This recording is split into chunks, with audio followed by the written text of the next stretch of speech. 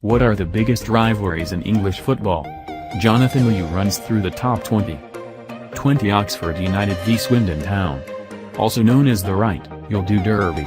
Two clubs separated by 30 miles, but who have settled into a sort of loveless marriage over the years. By far the most entertaining encounter was in 1982, when a smoke bomb was thrown into the Oxford penalty area from the Swindon end, allowing Swindon to score in the havoc. 19 Hereford United v Shrewsbury Town. One of those fierce local rivalries that nobody really cares about except the two teams involved. Cherishably small time, a mass brawl in 2010 saw about 25 police officers deployed to the scene, which rather brings to mind a scene from Hot Fun. 18 Grimsby Town v Lincoln City. It may be a strictly non-league affair these days, but this maritime mall has seen its fair share of bad blood in recent years. In 2005, a Lincoln fan was stabbed near Bruntel Park, while in September this year a steward got injuries after being hit by a seat thrown from the crowd. 17 Luton Town v Watford. Luton's tumble through the divisions has taken the spice out of this one, but during the 1980s it was a humdinger. In the 1990s, Watford's signing of former Luton legend Kerry Dixon created a schism amongst the club's fans, who actually ended up fighting each other over the issue. In NBSP. 16 Brighton and Hove Albion v Crystal Palace. Not the most obvious rivalry, perhaps, but blame Alan Mullery. It was in an FA Cup tie in 1976 that the Brighton manager got a cup of coffee poured over him by a Palace supporter, reacted by making road signs at the lot of them, and thus was a deep antagonism born. 15 Chester v Wrexham. Oh, yes. According to North Wales Police, this fixture carries a greater hooligan risk than the Manchester Derby. It's the derby with everything: Anglo-Welsh antagonism, middle class against working class, and a shared history of ruin. Even in the conference, it's a bubble fixture, with both sets of fans under heavy police escort. 14 Everton v Liverpool. Maybe not the friendly derby anymore, and a Premier League fixture with more red cards than any other, but over the years Everton and Liverpool have shown they have more in common with each other than most rivals. There's a certain respect there, and you sense that their relationship is defined more by irritation than hatred. 13 Portsmouth v Southampton. It's about rival-shipping ports, but then again it's not really. For Portsmouth and Southampton fans, hatred of the other is something that just is, passed on from generation to generation. Yet their divergent fortunes have brought hostilities to an indefinite halt, and they can now bond over a shared dislike of Harry Redknapp. 12 Aston Villa v Birmingham City. Alex McLeish got death threats from Birmingham fans after he left them for Villa, which in retrospect was a tad over the top. Birmingham's promotion to the Premier League breathed new fire into this fixture, which has always been at its best when there's a bit of novelty value to it. 11 Manchester City v Manchester United. In pure footballing terms, undoubtedly the biggest derby in English football. And yet, if we're honest, United didn't really care about City for about 25 years, and are still getting used to it. The globalization of these two clubs means it's less of a Mancunian affair than ever before. Either way, there's something missing. 10 West Bromwich Albion v Wolverhampton Wanderers. It's funny how the Midlands shakes out.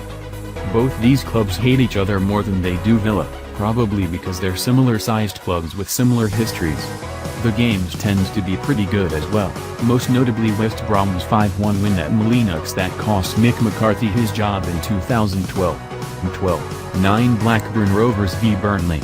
You know it's a decent rivalry when the players get involved. David Dunn's description of Burnley fans as Dingles in 2009 stirred the pot beautifully. But Burnley fans got their revenge. When Blackburn were relegated a few years later, they hired a plane with the message "In Venky's we trust." 8 Bristol City v Bristol Rovers. For a city that doesn't really like football enough to support two teams, this one gets surprisingly heated. Though Rovers are in the conference now, they still play each other occasionally, matches that almost invariably end in a pitch invasion, a line of police forces across the pitch and dawn raids the following morning. 7 Derby County v Nottingham Forest. Not a meeting of opposites, but of kindred spirits, tussling for the same turf. It's why they share so many players and managers, going right back to Brian Clough. And it's a rivalry that players feel as much as the fans. No disrespect to Derby, Stuart Pearce once said, meaning maximum disrespect to Derby. But even if they were only club around, I'd rather go on the dole. 6. Arsenal v Tottenham Hotspur. Though nowadays Arsenal and Tottenham fans are basically the same people, middle-class London professionals on six-figure salaries, there is not only real hatred there, but shared destiny. From 1919 to 1971 to 1991 to 2004, it is a rivalry that has shaped many of the key moments in English football.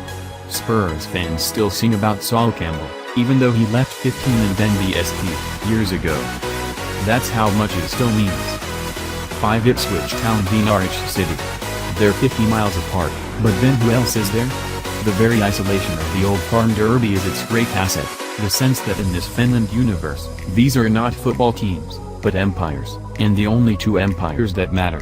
The atmosphere is never less than scintillating, and now their rivals for promotion expected to step up another gear. 4. Millwall v West Ham United. Millwall Athletic and Thames Ironworks were made up of dock workers from opposite sides of the river, competing for the same business. Small wonder it got so spicy. The criminal underworld began to infiltrate the rivalry in the 1960s and 1970s, and the antipathy continues today. The Upton Park riot of 2009, in which a Millwall fan was stabbed, remains one of the worst hooligan outbreaks of recent years. 3. Sheffield United v Sheffield Wednesday.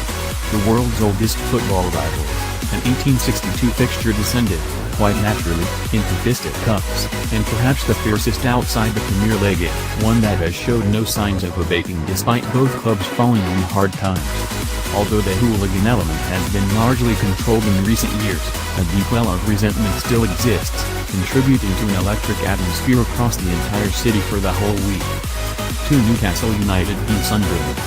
People say the time where rivalry is really about the English Civil War, when Newcastle remained loyal to the crown and Sunderland sided with Parliament. But tell that to the Newcastle fan caught punching a police horse last year. This is not just a tale of two cities, or a football game with riot police attached, but a fixture of real symbolic importance, the sort that defines an entire season, an entire career. A couple of years ago, Stephen Taylor got death chants for suggesting that no Sunderland player would get in the Newcastle team. It's that sort of game. 1. Cardiff City v Swansea City.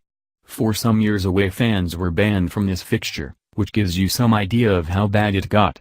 There was the 1988 incident when a bunch of Cardiff fans were chased into the sea outside the Vet Field. To this day, Swansea fans wear armbands and swimming caps. Heavy-duty policing has largely taken the violence out of the occasion, but not the seething menace, a swirl of political and cultural and social grievances. And that's before you even get to the football, which in recent years has seen Wales's two big teams engaged in a furious race to the Premier League. It's the perfect rivalry, heartfelt, meaningful and completely off its head.